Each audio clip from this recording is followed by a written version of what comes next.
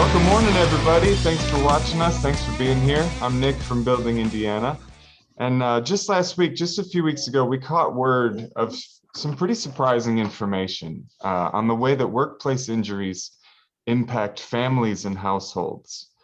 We hear a lot, we've written a lot about how a workplace injury affects your company, how it affects your insurance, and how it affects your projects, but we've never quite talked about how it impacts a household and a family beyond the worker.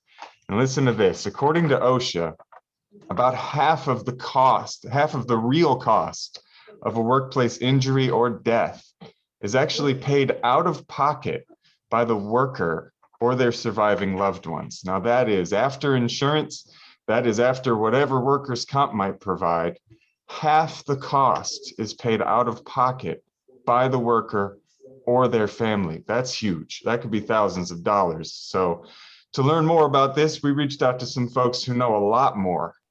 Kids Chance of Indiana is a nonprofit. They're part of a national organization that works to help provide scholarships to kids affected by a parent's workplace injury or death. Now, today we're here with Enrique Flores. He's the president of Indiana's chapter of Kids Chance. And we're also here with Adam Edwards. He is their outreach and PR committee chair. Thank you for joining us today, guys. Thanks. Thank you for having us. Thank you, Nick. So the first thing we'd like to learn, I want to know a lot more about Kids Chance. Can you tell us how Kids Chance works and how scholarship recipients are identified and chosen? Sure. And again, thank you for this opportunity to discuss Kids Chance.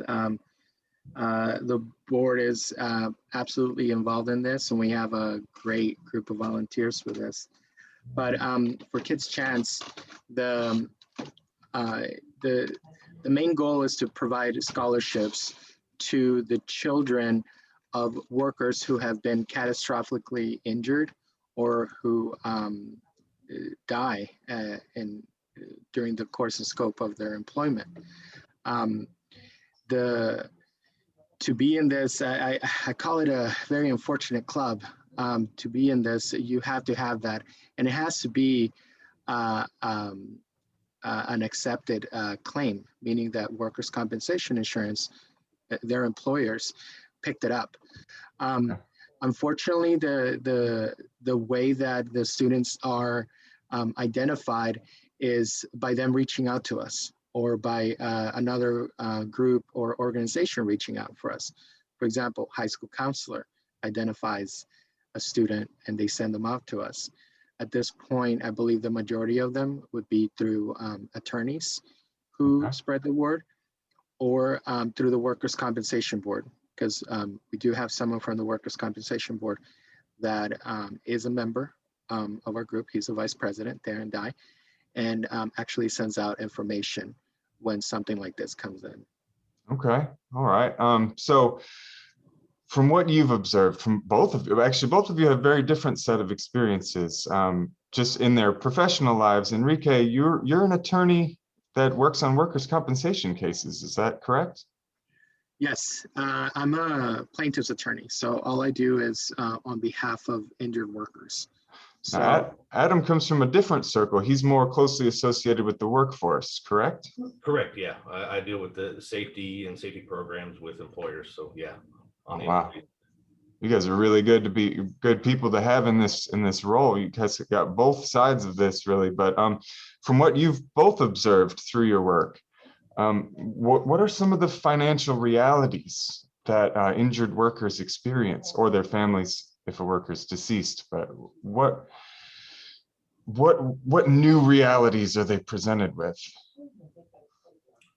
I'll jump in and say that, I mean, the workers' compensation program and the benefits of the workers' compensation insurance is just to benefit the injured worker. It doesn't necessarily expand to take care of, the families or anything like that. So the focus of the benefit is very narrow, and it's really hard to calculate lost opportunity in these situations, especially for other family members or whatnot. So it's really hard to calculate the absolute big picture of the financial reality of a catastrophic injury with a worker. Then especially when you get into the extended family. So it's great to have a program like this that tries to fill in those gaps, because there are some big gaps there that really need to be taken care of. And you know, if you have an injured worker, depending on the severity of it, it might be a life-changing event for the rest of their life. You know, there's a lot of opportunities they might not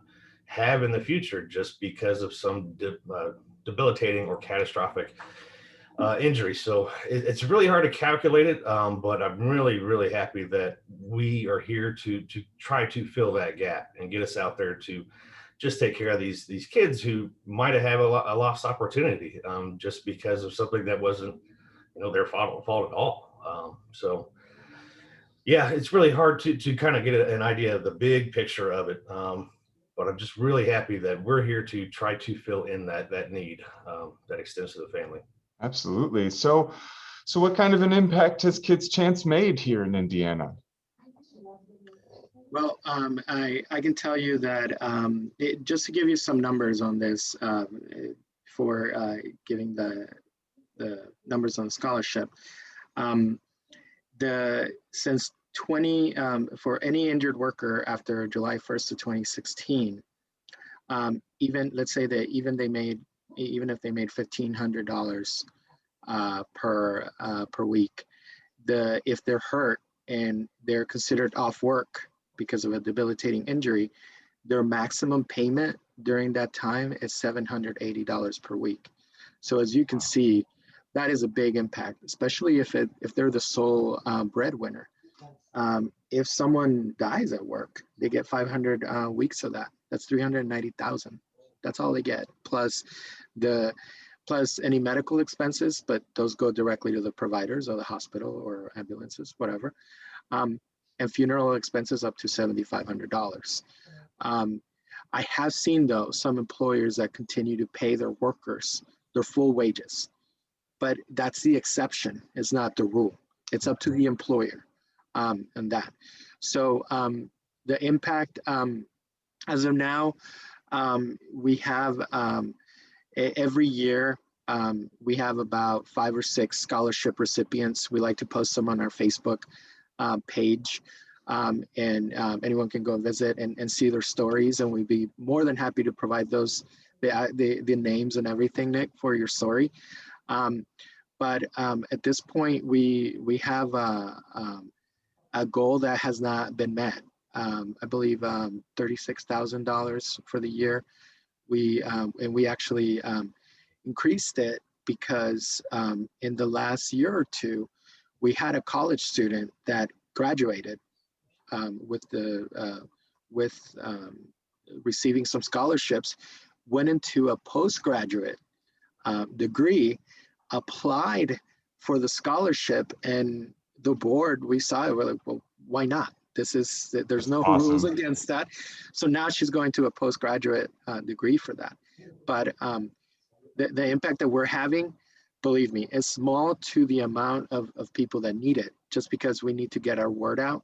And that's why we're so adamant now about our social media, and again, having a medium like yours reach out to us. It is great help. If we get one more scholarship, that would be great. We're happy. That's got to be an amazing feeling, though, to not only see a young person that you guys supported complete their course of education and then want to continue. That's got to be huge. Yeah. That's awesome. But just one more question before I let you guys go, and really what I wanted to ask and what we wanted to help with. How can more of us get involved and increase support for Indiana's workers? Well, the first and easiest thing, like us on your social media. We have Facebook, we have LinkedIn, Twitter. We were working on Instagram. We're trying to get out there. Okay. And also through our website, www.kcin. Down below in the description. Yeah. It'll be there. Just type it in, it comes up.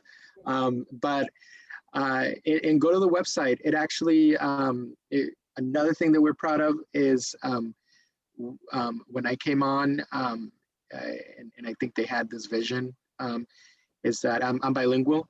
So I wanted to have all the scholarship documents translated into Spanish, and they're there now. So we're trying to reach out to the Hispanic community, because even if the people aren't documented, their children might be U.S. citizens, and even if they're not, they are the person that was working is considered a worker in Indiana. So there's that opportunity there. Also, come to our golf event.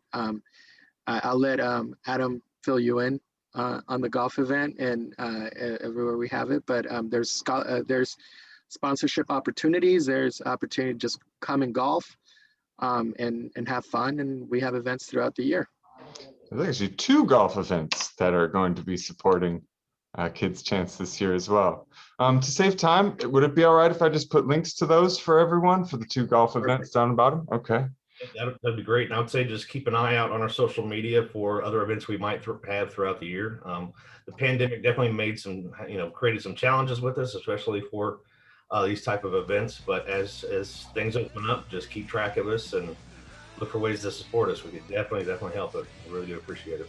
Totally. We're really, Building Indiana is really so proud to support the work that you guys are doing. Enrique Flores and Adam Edwards, thank you for being here with me today. We really appreciate what you guys are doing. Thank you, Nick. Take care.